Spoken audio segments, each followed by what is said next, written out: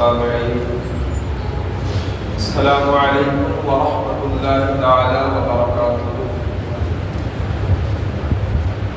الحمد لله رب العالمين والعاقبة للمتقين والصلاة والسلام على سيد الأنبياء والمرسلين وعلى آله وأصحابه أجمعين، أما بعد، فأعوذ بالله من الشيطان الرجيم. بسم الله الرحمن الرحيم. إن أكرمكم عند الله أتقاكم. آمنت بالله صدق الله العظيم وصدق رسوله النبي الكريم ونحن على ذلك لمن الشاهدين والشاكرين والحمد لله رب العالمين. اللہ رب العزت جل مجدہ الکریم کی حمد و ثنا کے بعد آئیے ہم سب انتہائی عقیدت و محبت کے ساتھ مل کر حضور سرور کائنات مفخر موجودات امام الانبیاء محبوب کبریا احمد مجتبی محمد مصطفیٰ صلی اللہ علیہ وسلم کی مقدس بارگاہ میں درود پاک کا نذرانہ پیش کرنے پڑے. اللہم صلی علی سیدنا محمد وعلی آل سیدنا محمد واصحاب سیدنا محمد وبارک وسلم صلاۃ و سلام علیک یا رسول اللہ صلی اللہ تعالی علیہ وسلم. نگاہ ولی میں وہ تاثیر دیکھی، بدلتی ہزاروں کی تقدیر دیکھی. حضرات گرامی، اولیاء کرام کا مقام کیا ہے؟ کیا اولیاء کرام کے چاہنے سے کچھ ہوتا ہے یا نہیں؟ آج اس دور میں بہت سارے ایسے لوگ ہیں جو یہ کہتے ہیں اللہ مدد باقی سب شرک. یہ کہہ دیا کہ جس کا یہ عقیدہ ہو کہ محمد، جس کا نام محمد ہو یا جس کا نام علی ہو، وہ کسی چیز کا کوئی مالک و مددگار نہیں. جو یہ عقیدہ رکھے وہ مشرک ہے. کہا یہ توحید ہے. حضرات گرامی، ہمارے لیے ہمارے بزرگان دین کا طریقہ حق ہے، وہی صراط مستقیم ہے، اولیاء کرام کا راستہ. آج میں آپ کے سامنے سرکار غوث پاک رضی اللہ تعالیٰ عنہ کی تعلیمات پیش کروں گا. سرکار غوث پاک رضی اللہ تعالیٰ عنہ کے عقائد اور نظریات پیش کروں گا کہ کیا ہمارے عقائد غوث پاک کے عقائد سے ملتے ہیں یا نہیں. اگر ہمارے عقائد وہی ہیں، ہمارا اعتقاد وہی ہے جو سرکار غوث پاک کا عقیدہ ہے، تو الحمدللہ ہم حق والے ہیں اور ہم ہی جنت میں جانے والے ہیں. میرے آقا نے جو فرمایا تھا بنی اسرائیل میں 72 فرقے ہوئے تھے، میری امت میں 73 فرقے ہوں گے، ان میں سے صرف ایک ناجی ہوگا، جنتی ہوگا، باقی سب جہنم میں جائیں گے. وہ ایک فرقہ وہی ہے جو اولیاء کرام کی تعلیمات سے وابستہ ہے، جس کا راستہ غوث پاک والا راستہ ہے، جس کا راستہ خواجہ معین الدین والا راستہ ہے، جس کا راستہ داتا علی حجویری والا راستہ ہے، جس کا راستہ بزرگان دین والا راستہ ہے. وہی سچا مسلمان ہے، وہی سنی ہے، وہی جنتی ہے. حضرات گرامی، اللہ تبارک و تعالی نے قرآن مقدس میں ارشاد فرمایا ان اکرمکم عند اللہ اتقاکم. توجہ سے سننا، آج کی میری گفتگو بڑی اہم ہے، بہت ضروری ہے. سنیں تاکہ پتہ چلے ہمیں کہ غوث پاک کے عقائد کیا تھے. ان کی تعلیمات کیا تھی، تاکہ ہم یہ جان سکیں کہ کیا ہم سیدھے راستے پر ہیں یا نہیں۔ اللہ نے قرآن میں فرمایا ان اکرمکم عند اللہ اتقاکم، فرمایا بے شک تم میں اللہ کے نزدیک عزت والا، مکرم، شرف والا وہ ہے جو زیادہ متقی اور پرہیزگار ہے۔ آیت کریمہ میں اللہ تعالیٰ نے یہ بتایا کہ جو جس قدر خدا سے ڈرتا ہے، جو جس قدر جس کا دل خوف خدا سے معمور ہوتا ہے، وہ اسی قدر خدا کا محبوب ہوتا ہے۔ اللہ والے، اللہ کے ولی جس قدر اللہ کے مقرب بنتے جاتے ہیں، وہ اسی قدر خدا کے محبوب بنتے جاتے ہیں۔ اور جس قدر کوئی بندہ اللہ کا محبوب ہو جاتا ہے، اللہ کا پیارا ہو جاتا ہے، پھر رب ذوالجلال اس کو روحانیات میں ایسا کامل بنا دیتا ہے کہ وہ دن بدن تصرفات کی دنیا میں عروج حاصل کرتا چلا جاتا ہے۔ اللہ دن بدن وہ تصرفات، کرامات، اختیارات کی دنیا میں عروج حاصل کرتا چلا جاتا ہے۔ حضرات گرامی، سرکار غوث پاک رضی اللہ تعالیٰ عنہ کی یہ کتاب میرے پاس ہے، فتوح الغیب، عربی میں ہے۔ سرکار غوث پاک رضی اللہ تعالیٰ عنہ اس کتاب کے صفحہ نمبر 139 پر ولی کا مقام بیان کرتے ہیں کہ ولی کے پاس کیا پاور ہوتی ہے، اللہ والے کے پاس کیا اختیار ہوتا ہے، کیا تصرف ہوتا ہے۔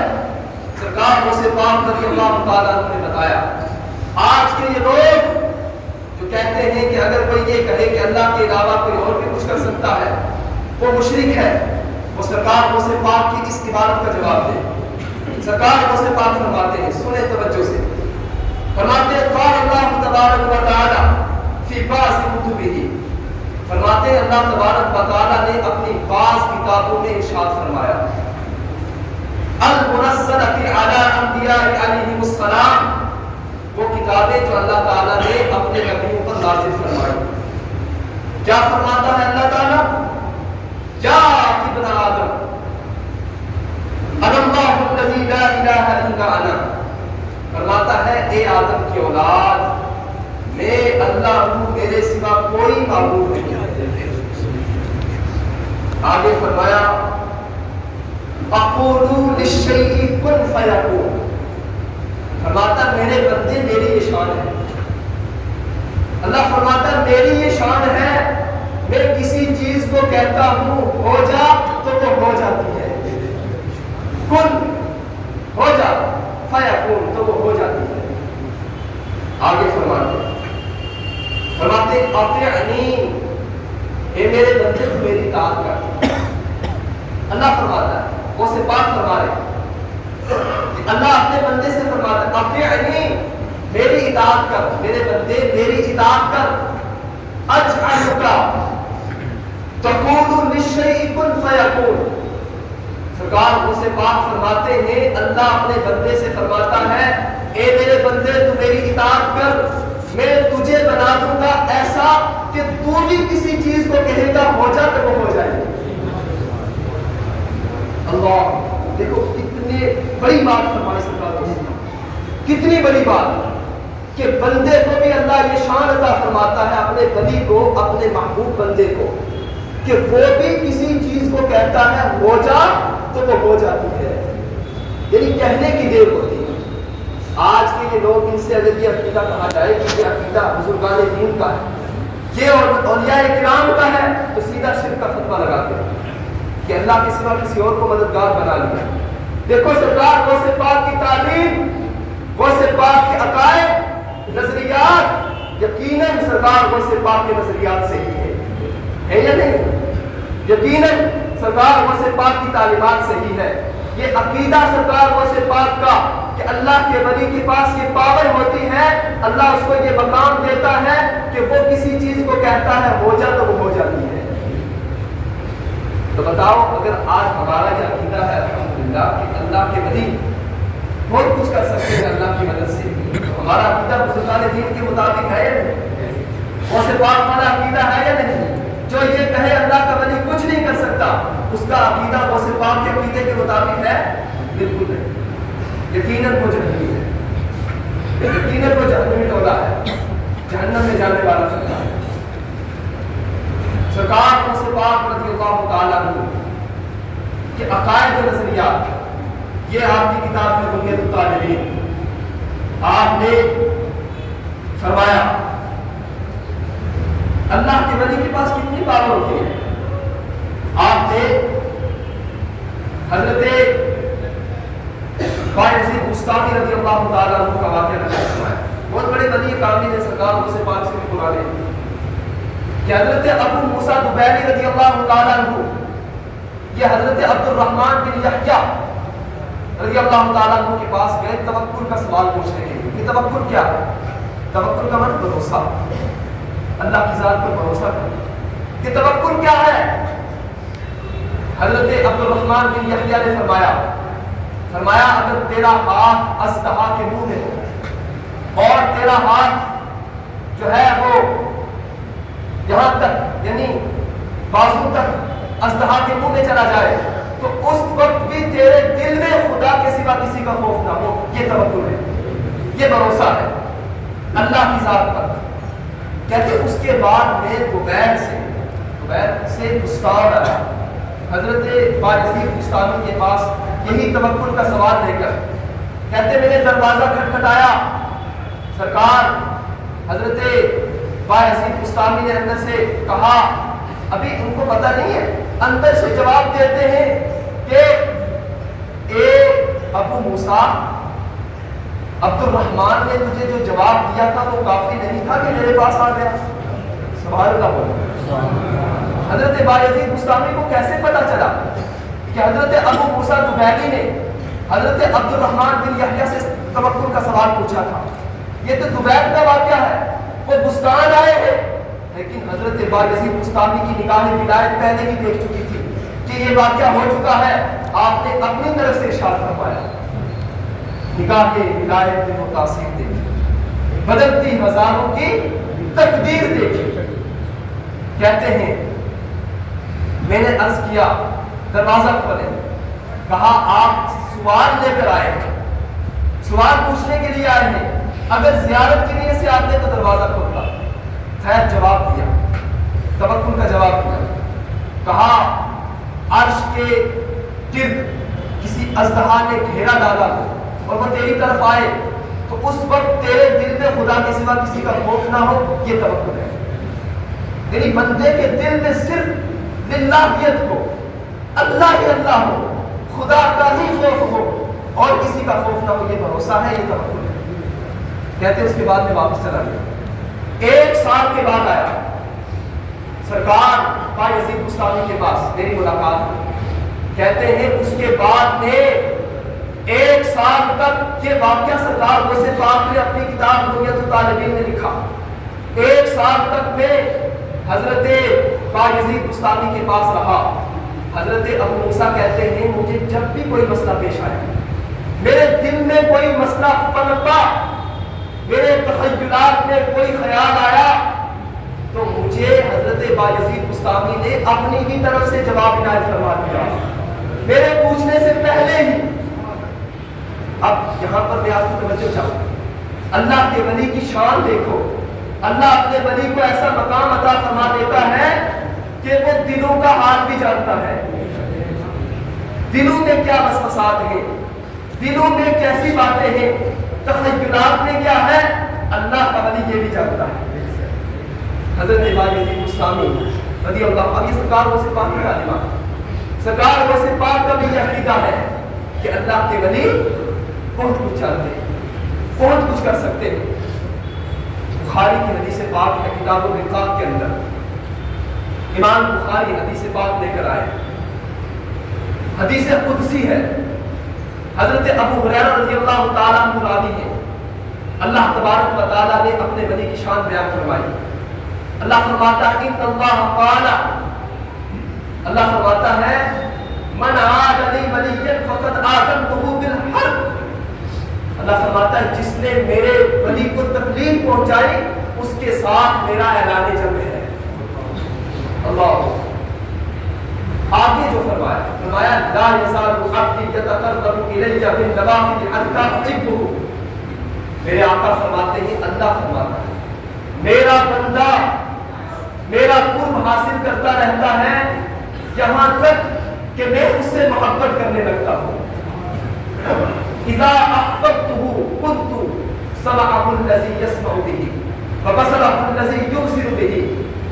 سرکار فرماتے ہیں، اللہ فرماتا ہے کہ جب میرا بندہ اس مقام پر پہنچ جاتا ہے میں اس سے محبت کرتا ہوں، پھر میں اس کا کان بن جاتا ہوں جس سے وہ سنتا ہے، میں اس کی آنکھ بن جاتا ہوں جس سے وہ دیکھتا ہے، میں اس کا ہاتھ بن جاتا ہوں جس سے وہ پکڑتا ہے، میں اس کا پاؤں بن جاتا ہوں جس سے وہ چلتا ہے۔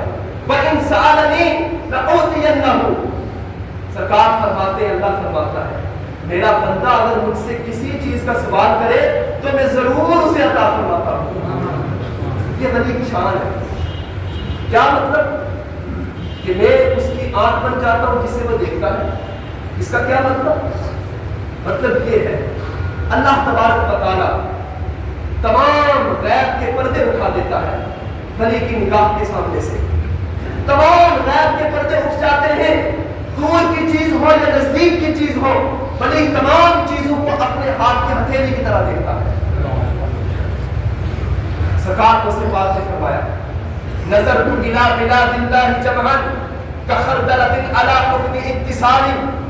فرماتے میں نے دنیا کے سارے شہروں کو ایسے دیکھا جیسے رائی کا دانہ ہے۔ یہ مطلب ہے اس کا۔ حدیث پاک سنیں،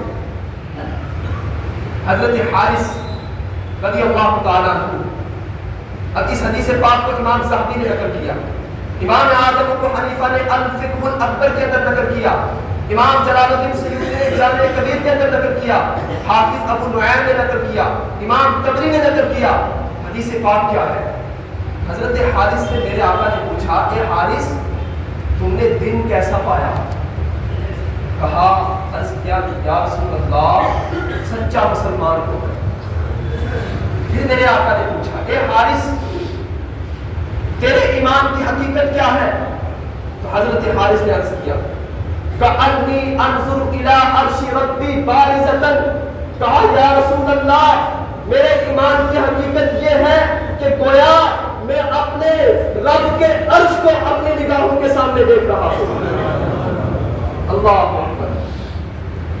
پھر کہا وَكَأَنِّي أَنظُرُ إِلَىٰ أَهْلِ الْجَنَّةِ يَتَسَاءَلُونَ فِيهَا۔ کہتے ہیں یا رسول اللہ میں اہل جنت کو دیکھ رہا ہوں کہ وہ جنت میں ایک دوسرے سے ملاقات کر رہے ہیں۔ کہا وَكَأَنِّي أَنظُرُ إِلَىٰ أَهْلِ النَّارِ يَتَضَاعُونَ فِيهَا۔ یا رسول اللہ میں جہنم والوں کو دیکھ رہا ہوں کہ وہ جہنم میں شور مچا رہے ہیں۔ یہ شان ہے خدمت کا عالم۔ سرکار کا عالم کیا ہے؟ نگاہ ولی دیکھو، سرکار کے صحابی کی نگاہ دیکھو، اللہ کا عرش نگاہوں کے سامنے ہے، جنت نگاہوں کے سامنے ہے، جہنم نگاہوں کے سامنے ہے۔ یہ کیسی نگاہ ہے؟ اللہ اکبر۔ ہمیں تو باہر کی چیز نظر نہیں آتی، لیکن اللہ اپنے ولی کو یہ شان عطا فرما دیتا ہے جو فرمایا حدیث پاک میں اس کی آنکھ بن جاتا ہوں جس سے وہ دیکھتا ہے۔ اس کا مطلب یہ ہے جو حدیث پاک سے سمجھ میں آیا، اللہ نگاہ ولی کے سامنے سے سارے پردے اٹھا دیتا ہے، جہاں تک چاہتا ہے ولی ملاحظہ فرماتا ہے۔ اللہ اب فرمایا نا میں اس کا ہاتھ بن جاتا ہوں جس سے وہ پکڑتا ہے۔ اس کا کیا مطلب؟ اس کی مثال قرآن پاک سے ہمیں ملتی ہے۔ سورہ نمل پڑھو، اللہ تبارک و تعالی نے حضرت سلیمان علیہ السلام کا واقعہ نقل فرمایا ہے، ذکر کیا ہے۔ حضرت سلیمان علیہ السلام اللہ کے نبی، ایسے نبی کہ اللہ نے ہواؤں پر بھی حکومت عطا فرمائی، جانوروں پر بھی حکومت عطا فرمائی، تمام پرندوں پر اللہ نے حکومت عطا فرمائی۔ حضرت سلیمان علیہ السلام کو جنات پر حکومت عطا فرمائی ہے۔ حضرت سلیمان علیہ السلام کو پتا چلا ملک یمن میں ایک ملکہ رہتی ہے جس کا نام بلقیس ہے. ملکہ مطلب بادشاہ. ملکہ رہتی ہے، بادشاہ رہتی ہے ان کے یمن میں، اس کا نام بلقیس ہے. وہ سورج کی عبادت کرتے ہیں. حضرت سلیمان علیہ السلام نے خط لکھا، ہدہد پرندے کے ذریعے خط بھیجا، اس خط کو وہاں پہنچا دو. ہدہد پرندے نے، اب یہ قرآن ہے جو میں سنا رہا ہوا اپنی زبان، ہدہد پرندے نے وہ خط ہوا میں سے حضرت بلقیس کی گود میں ڈالا. وہ خط تھا کہ یہ عظیم خط میرے پاس آیا ہے. اس میں اسلام کی دعوت دی گئی تھی، اسلام قبول کرو، دین حق قبول کرو. بلقیس نے تمام اپنے درباریوں کو بلایا، تمام وزیروں کو بلایا، کیا کرنا چاہیے مشورہ طلب کیا. مشورہ دیا کہ ہم جنگ کریں.